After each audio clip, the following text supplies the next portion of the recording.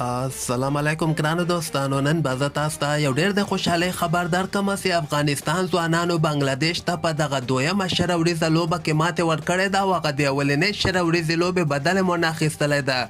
که تاسو عمر باندې خوشحاله سوي یاستئ نو دغه ویډیو هم در سره حتما لایک کړئ او لاندې په کمنټ کې افغانستان زنده‌باد در سره ولیکئ. زه به تاسو ته ووایم چې دغه دویمه شره وریځه لوبه چې کومه ترسره سوله په دغه لوبه کې افغانستان ټاس بایللی او بنګلادیش اول بیټینګ ترسره کړ. صرف 114 رنز ټارګټ افغانستان ته ورکړی و.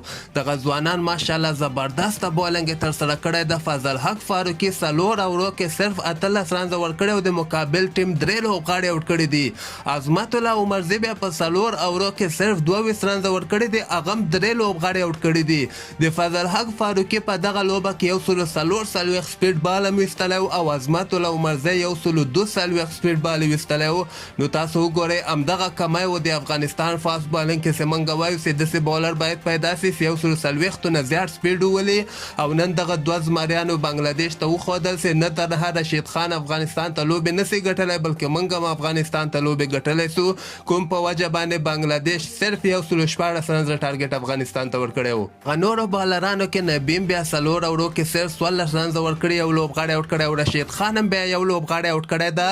او بل طرف ته که موږ د افغانستان بیټسمینانو ګورو ډېر یو زبردست بیټینګ د افغانستان بیټسمینانو ترسره کړ. رحمان الله ګربز یو ځل بیا ناکامه سو، خو حضرت الله عزازي په دغه لوبه کې 950 مهم رنزونه کړي دي. حضرت الله عزازي نه علاوه عثمان غنیم په دغه لوبه کې ډېر ښه بیټینګ ترسره کړی ده، 40 مهم رنزونه کړي دي. نو دغه 114 رنز ټارګټ چې افغانستان ته ورکړ نو دغلته زه پوه سم چې که خیر انشاءالله افغانستان به دغه لوبه حتما ګټي.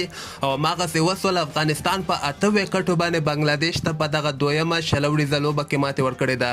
نو ټولو د افغانستان د کرکټ مینوالو ته ډېر زیات مبارکي او همدغسې تازه خبرو لپاره تاسو دغه چینل هم در سره سبسکرایب کولی شئ.